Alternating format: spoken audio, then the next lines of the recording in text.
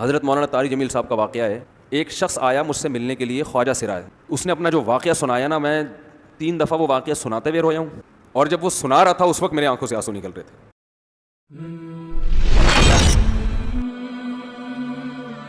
مفتی طارق مسعود lectures.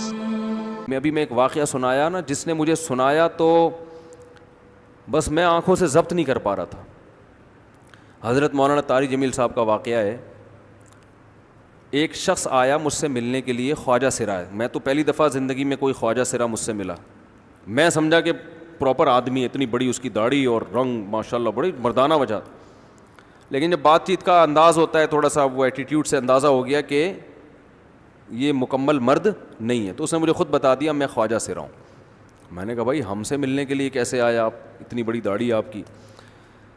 اس نے اپنا جو واقعہ سنایا نا, میں 3 دفعہ وہ واقعہ سناتے ہوئے رویا ہوں, اور جب وہ سنا رہا تھا اس وقت میرے آنکھوں سے آنسو نکل رہے تھے. اس نے یہ ابھی بھی میرا بیان سنتا ہے وہ. اس نے واقعہ سنایا کہ میں جب پیدا ہوا تھا نا تو میں خواجہ سرا تھا. گھر میں ایسا بچہ پیدا ہو جائے والدین کی طرف سے عزت نہیں ملتی. جب 10-12 سال کا ہوا تو نہ بھائی مجھے عزت دے رہا ہے اور نہ میرا والد مجھے عزت دے رہا ہے. میں بھائی کے ساتھ کہتا ہوں مجھے باہر لے کے جاؤ تو وہ کہتے ہیں لوگ میرا مذاق اڑائیں گے تمہیں دیکھ کے. ظاہر ہے اس کی حرکتیں تھوڑی زنانہ لڑکیوں والی حرکتیں ہوتی ہیں, اور والد بھی کہیں محفلوں میں نہیں لے کے جا رہے, ایک مذاق اڑایا جاتا ہے. کہنے ایک دفعہ میں کہیں گزر رہا تھا تو یہ جو ہوتے ہیں نا خواجہ سراؤں کی پوری ایک جماعت تھی, انہوں نے مجھے پہچان لیا, دیکھا اتنا اچھا اس وقت نہ اس کی داڑھی, اور یعنی اس میں خواتین والی ہی علامتیں تھیں زیادہ. تو انہوں نے مجھے کہہ رہے ہیں اتنی عزت دی, کھانا کھلایا اور اپنے گرو کے پاس لے کر گئے, اور گرو نے کہا کہ تم ہمارے ایجنٹ بن جاؤ, ہم تمہیں پھر ڈانس ماس کروائیں گے, آدھے تمہارے آدھے ہمارے, جو بھی اس کا سیٹ. کہہ رہے مجھے پہلی دفعہ کہیں عزت ملی. تو لیکن میرے ابا کو پتہ چل گیا, تو ابا نے لا کے طبیعت سے کوٹ دیا, ٹھیک ہے نا, کہ دوبارہ ان میں نہیں بیٹھنا. ٹھیک ہے ہم نے توبہ کر لی, بھائی یہ برے لوگ ہیں, ڈانس ماس اچھی چیز نہیں ہے, ٹھیک ہے. تو اب کیا ہوا, کہتے ہیں کہ پھر جو ہے نا کچھ دنوں میں کہیں کسی سے جھگڑا میرا ہوا کسی بات پہ, تو اس نے انتقام لینے کے لیے شکایت لگا دی ابا کو کہ یہ دوبارہ ان کے پاس گیا, حالانکہ وہ جھوٹی شکایت تھی. اب ابا کو لگا کہ یہ صحیح کہہ رہا ہے جس نے شکایت لگائی ہے, کیونکہ شبہ تو تھا نا ابا کو دوبارہ جائے گا. ابا نے پھر مارا. تو کہہ رہے ہیں میں بول رہا ہوں کہ میں نے یہ کام نہیں کیا, میں نہیں جا رہا ہوں ان کے پاس, میں نہ ناچ گانا سیکھ رہا ہوں, کچھ بھی نہیں. لیکن ابا نے اس کی باتوں میں آ کے انکوائری نہیں کی ہوگی پوری, وہ سمجھے ہوں گے کہ بھائی ایسا ہی ہے, تو ابا نے پھر کٹائی لگائی. تو اس کے دل میں منفی جذبات پیدا ہو گئے اور یہ گھر سے بھاگ گیا کہ بھائی مجھے ویسے تو عزت نہ یہاں مل رہی ہے اور میں ذلت برداشت بھی کر رہا ہوں, تو بھی کہہ رہے میں وہاں چلا گیا. تو جب میں وہاں گیا ہوں نا خواجہ سراؤں کے ہاں, تو وہی گرو اور ڈانس, اور پھر اس نے مشہور کچھ ایکٹروں کے نام بتائے جن کے ساتھ ہم ڈانس کرتے تھے, اور پیسے آنا شروع ہو گئے, آدھے گرو کی جیب میں آدھے ہماری, اور ہٹو بچوں. لیکن ظاہر ہے یہ کوئی عزت دار راستہ تو نہیں ہے نا. کہہ رہے ہیں کہیں سے تبلیغی جماعت میں حضرت مولانا طاری جمیل صاحب آ گئے, انہوں نے اجازت مانگی, ہمارے گرو کو پیغام بھیجا بھائی مجھے ایک دفعہ یہاں آ کے دعوت دینے دو. اس نے اجازت دے دی, آ جاؤ بھائی. بیان کیا, ان کو سمجھایا بھائی یہ زندگی نہیں ہے, اللہ کی سیروزے کے لیے بہرحال ترغیب دی. کہہ رہے ہیں میں تیار ہو گیا, باقی لوگ تیار نہیں ہوئے, میں تیار ہو گیا. کہہ رہے میں نے گرو سے اجازت لی, اس نے کہا جاؤ لگا لو سیروزہ. تو کہتا ہے کہ جب میں حضرت کے گھر پہ گیا ہوں نا, تو حضرت پہلے سے دروازہ کھول کے ایسے انہوں نے دونوں بازو پھیلائے ہوئے تھے استقبال کے لیے, پہلے سے کھڑے ہوئے تھے علماء کے ساتھ. کہتے اتنے مشہور آدمی, اتنی بڑی سیلیبریٹی, اور اتنے بڑے بڑے علماء, ان کی پگڑیاں, ان کے اتنا خوبصورت لباس, جو خود عزت دار لوگ ہیں. کہہ رہے ایسے جو ہے نا میرے استقبال کے لیے دونوں بازو پھیلا کر کھڑے ہوئے, اور ایسے مجھے بیٹا بنا کے نہ اپنے سینے سے لگایا کہ تو میرا بیٹا ہے. کہہ رہے خدا کی قسم مجھے زندگی میں پہلی مرتبہ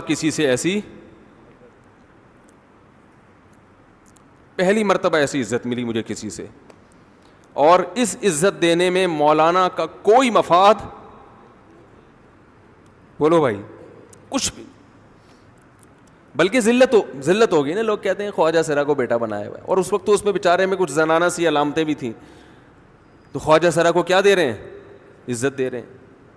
کیا کسی تاجر پہ محنت کرو تو تھوڑا چندہ دے دے گا مدرسے کو, ایسا ہی ہے نا. اور کسی افسر پہ محنت کرو تو تعلقات کیا ہو جائیں گے جب وہ دین پر آئے گا. تو اس سے کیا فائدہ اس کو. تو باپ ایسے ان لوگوں کو ریجیکٹ کر دیتے ہیں. بھائی اپنانے سے کہہ رہے مجھے یہ اپنا رہے ہیں, ایسے سینے سے لگایا انہوں نے, اور مجھے سہروزے کی جماعت میں اپنے ساتھ لے کر گئے, کھلاتے تھے, بڑا خیال رکھوایا میرا. کہہ رہے اس کے بعد پھر میں نے گرو سے اجازت لی. وہ گرو چھوڑتے تھوڑی, ان کو پیسے ویسے دیے, جان چھڑائی نا, وہ بھی غلامی کی طرح نکلنا پڑتا ہے. پیسے دیے پتہ نہیں کتنے لاکھ یا کتنے ہزار روپے. وہاں سے پھر نکل کے 4 مہینے اس میں بھی خیال کیا.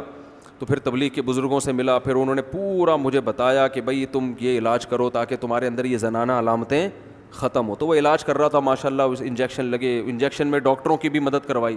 یہ ایسی این جی او ہے میرے بھائی جس کو کوئی بھی این جی او نہیں کہتا, نہ ان کے کوئی اشتہار آ رہے ہیں. کتنے لاکھوں لوگوں کو اس طرح سے یہ لے کر بھی آئے اور ان کے مسائل بھی حل کیے, مگر نہ کوئی ویڈیو بن رہی ہے, نہ کوئی اشتہار آ رہا ہے. یہ تو اس نے خود مجھے بتا دیا نا, اور اس نے کہا ایسے سینکڑوں لوگوں کے ساتھ ہوا ہے. تو اس کی ماشاء اللہ اب داڑھی نکل گئی. اس نے کہا آہستہ آہستہ میں اللہ سے امید ہے کہ مکمل مرد بن جاؤں گا میں. تو یہ ہے وہ دعوت جس میں آپ کا کوئی مفاد بولو نہیں ہے. تو دعوت کے کام میں جب تک اس درجے کا اخلاص نہیں ہوگا اس وقت تک آپ کی دعوت میں جان پیدا نہیں ہوگی. اور یہ ہمارے نبی کی دعوت تھی کہ عبداللہ بن ام مکتوم سے آپ نے تھوڑا سا منہ پھیرا اور اللہ نے کیسے آپ کو تنبیہ کی ہے, اور آپ نے ساری زندگی پھر کیسے عبداللہ بن ام مکتوم نابینا صحابی, غریب صحابی کا اکرام کیا آپ صلی اللہ علیہ وسلم نے. تو بھائی یہ صرف علماء کے لیے نہیں ہے, یہ ہر شخص کے لیے کہ جب بھی حق بات کرو نا, حق بات, جب بھی حق بات, تو اس میں آپ کا کوئی مفاد نہیں. یہاں تک کہ سیاسی حمایت اگر کسی کی کر رہے ہو تو آپ کا ذاتی مفاد اس میں نہیں ہونا چاہیے. تو میں یہ عرض کر رہا تھا کہ قرآن مجید میں اللہ تعالیٰ نے نبی کو حکم دیا کہ ان سے کہہ دیجئے میری اس دعوت میں کوئی لالچ نہیں ہے. تو جو بات میں کر رہا تھا, دعوت میں نہ پیسوں کی لالچ ہونی چاہیے, نہ عزت مطلوب ہو, نہ اپنے آپ کو اونچا دکھانا مطلوب ہو. دعوت جھک کے دی جاتی ہے. دیکھو تبلیغی جماعت اتنی کامیاب کیوں ہے, اتنی کامیاب, حالانکہ ایک پیسہ بھی نہیں ملتا, کھانا چائے نسوار پان گٹکا سب اپنے خرچے پہ. جب آپ 1 سال جنگلوں میں پیدل لگا کے آؤ گے تو کوئی ایئرپورٹ پہ پھول لے کے کھڑا ہوا نہیں ہوتا ہے بھائی. نہ دفتر میں کوئی انکریمنٹ لگ جاتا ہے, نہ گورنمنٹ کی طرف سے کہ ماشاء اللہ, چونکہ ان کے کوئی سرٹیفکیٹ بھی نہیں ملتا. آپ بتاؤ میں سال لگا کر آئے ہوں, وہ اگلا کیا ثبوت ہے کہ ثبوت تو کچھ بھی نہیں ہے. مدنی مسجد فون بھی کرو گے شاید وہ بھی کہہ لیں ہم تو جانتے ہیں نہیں اس بندے کو ہے کون.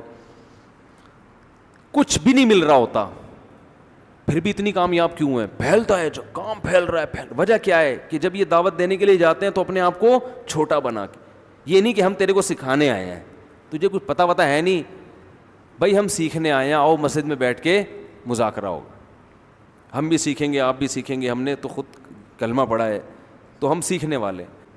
آپ کسی کی سیاسی مخالفت کر رہے ہو, اس میں آپ کا ذاتی مفاد نہیں ہونا چاہیے. آپ کہتے ہو یہ والی سیاسی پارٹی زبردست ہے, یا تو آپ کو پیسے مل رہے ہوتے ہیں, یا آپ چونکہ اس پارٹی کے رکن ہوتے ہیں تو آپ کو پتہ ہے یہ ترقی کرے گی تو مجھے بھی, میری بھی عزت ہوگی. ٹھیک ہے, کسی کو پروموٹ کرنے کے لیے اس کی تعریفیں کرنی پڑتی ہیں جو جائز تعریفیں ہیں, لیکن آپ کا اس میں اگر اس کو پروموٹ بھی کر رہے ہو تو ملک اور قوم کی خیر خواہی کے لیے پھر آپ کریں اس کو پروموٹ. لیکن آج کل ہوتا کیا ہے, اپنا ذاتی مفاد. پھر دیکھو لوگوں کی گالیاں لانتے ہیں کیسی پڑ رہی ہوتی ہیں. میں کہتا ہوں یار ہمیں تو بعض دفعہ ہم سے واقعی غلطی ہوتی ہے, اس پہ جو برا بلا لوگ کہتے ہیں اس سے انسان کو اتنا ڈپریشن میں جاتا ہے. تو اور ان کو تو باقاعدہ ان کی غلطیاں ہو کے بے شمار لعنتیں پڑ رہی ہیں, مگر یہ پھر بھی رات کو بڑے مزے سے خراٹے لے کے سو رہے ہوتے ہیں.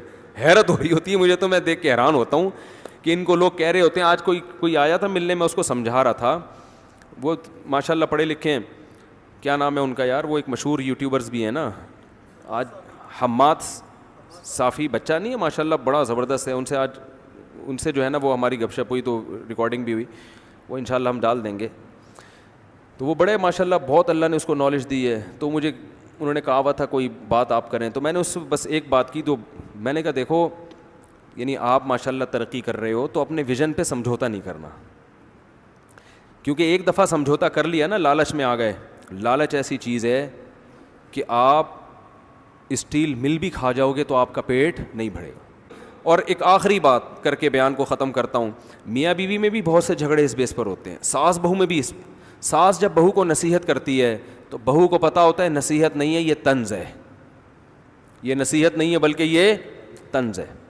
پھر بہو کو غصہ آتا ہے, ساس کہتی ہے ایک تو اس کو کمبخت کو اس کی غلطی پہ نصیحت کرو, اور اس کو کیا آ رہا ہے غصہ. بھائی آپ کے اسٹائل سے لگ رہا تھا کہ آپ نصیحت نہیں کر رہی. میں ایسے گھرانوں کو بھی جانتا ہوں جس میں 4 5 6 بہویں ایک ساتھ رہتی ہیں, کوئی لڑائی نہیں ہوتی ساس سے. اور ایسے گھرانوں کو بھی جانتا ہوں جس میں ایک ہی بہو ہے اور جینا حرام ہوا ہے, 2 بہویں 3 بہویں حرام. جن گھرانوں میں امن ہے ان میں ہوتا کیا ہے. صاحب نے بتایا کہ میرے 4 5 بیٹے ہیں اور سب کی شادی ہے. میں نے کہا یار آپ کسی کی بھی ساس سے لڑائی نہیں. انہوں نے کہا سب کی ساس سے بنتی ہے. کیسے؟ انہوں نے اپنا اصول بتایا, شیئر کر لینا چاہیے. انہوں نے کہا کہ جب بھی ہمارے گھر میں بہو آتی ہے نا تو میں اپنی بیگم کو سمجھا دیتا ہوں اس پہ طنزیہ لہجہ کبھی بھی نہیں, چاہے کتنی غلط ہو, طنز نہیں کرنا ہے. اب بہویں بھی آج کل مارکیٹ میں ایسے آ رہی ہیں جن کو روٹی پکانا کھانا بہت طبیعت سے آتا ہے, ان کو پکانا بالکل بھی بولو نہیں, کھلا دو آپ کھا جائیں گی. حالانکہ ڈائٹنگ پہ ہوتی ہیں پھر بھی کھا جائیں گی, ٹھیک ہے نا. بھائی یہ کون سا اتنا بڑا کام ہے یار, روٹی پکانی نہیں آتی. دیکھو شریف ہے, کوئی چور نہیں ہے, ٹھیک ہے نا, شوہر سے وفا کر رہی ہے. تو آپ اس کو بتا دو کہ بیٹا آپ کو ماشاءاللہ بہت سارے کام آتے ہیں, تو اب روٹی پکانا بھی آپ کو آتی ہے, لیکن اور ذرا اچھی آ جائے تو وہ یوں میں بتا دیتی ہوں. یہ سمجھ میں آ رہی ہے بات. پھر دوسروں کے سامنے اس کی تعریف ہو بہو کی, اس کو یہ نہیں کہ اس کو تو روٹی پکانا میں نے سکھائی ہے, اپنے ماں باپ کے گھر سے تو روٹی بھی نہیں آتی تھی. وہ ایک روٹی خدا کی قسم بہو کے دل میں ایسی نفرت پیدا کرے گی. وہ عورت سمجھدار ہوتی ہے کہ تمہارا مقصد مجھے نیچے دکھانا ہے, میری اصلاح کرنا بولو نہیں. پھر وہ ساس بھی طنز, وہ بہو بھی طنز, پھر بہو بھی طنز مارنا شروع کر دیتی ہے. تو اب جب دونوں کے طنز چل رہے ہوتے ہیں نا, تو یہ جو مکھنچو ہے نا اس کو پتہ ہی نہیں ہوتا کہ غلطی ہے کس کی. وہ کہہ رہا ہے یار وہ بھی صحیح کہہ رہی ہے میری ماں کہ اس کو تو روٹی پکانا نہیں آتی. واقعی نہیں آتی, تو جب نہیں آتی ہے تو اس کو بولنا چاہیے تھا کہ نہیں آتی. یہ کیوں کہہ رہی ہے مجھے آتی ہے, آپ کون؟ وہ پتہ ہے جواب میں کیا کہتی ہے, آپ کون ہوتی ہو مجھے سکھانے والی. وہ طنز اس لیے کر رہی ہے کہ آپ نے کیا کیا, اس پہ طنز کیا ہے. جب طنز کیا تو وہ پھر تمیز سے نہیں کہے گی آپ میری والدہ محترمہ ہیں. تو آپ نے بالکل صحیح کہا کہ میرے ماں باپ نے تو مجھے روٹی پکانا بھی نہیں سکھائی. بات صحیح کی آپ نے, اور اس کا حل یہ ہے کہ اب آپ پکانا سکھا دیں مجھے. ایسا نہیں ہوتا بھائی مارکیٹ میں. اس کا پتہ ہے میرے آگ لگا دی, میرے ماں باپ کو برا کہہ دیا اور مجھ پہ بھی طنز کہہ دیا, تو وہ جواب میں پھر وہی کہے گی آپ سکھا دو نا, آپ کو تو آتا ہے نا. آپ کے تو چونکہ ماں باپ بہت نیک تھے نا اصل میں, ہم تو جاہل اجٹ ہیں, ہمیں تو صرف کھانا آتا ہے. وہ جواب میں یہ. ساس پھر جواب میں کہے گی تمہیں کیا تمہارے والدین نے بڑوں سے بات کرنے کی تمیز بھی نہیں سکھائی؟ یعنی نہ روٹی پکانا سکھائی, چلو روٹی نہیں سکھائی, تمیز تو سکھا دیتی نا. لگتا ہے تمیز بھی نہیں سکھائی. اب وہ دوسرا طنز ہو گیا, تو اب اس سے تو آگ. اب یہ مکھنچو جب شام کو میرا بیان سن کے جس نے شادی کی تھی, جب یہ گھر پہنچے گا تو اس کو سمجھ میں آئے گا ان میں صحیح کون ہے غلط. طنز اس نے بھی کیا ہے, طنز اس نے بھی کیا, پہل کس نے کی یہ پتہ ہی نہیں چلے گا. اور خدا کی قسم قیامت آ جائے گی عورتوں کی لڑائی میں یہ فیصلہ کرنا کہ ان میں صحیح کون ہے غلط کون ہے.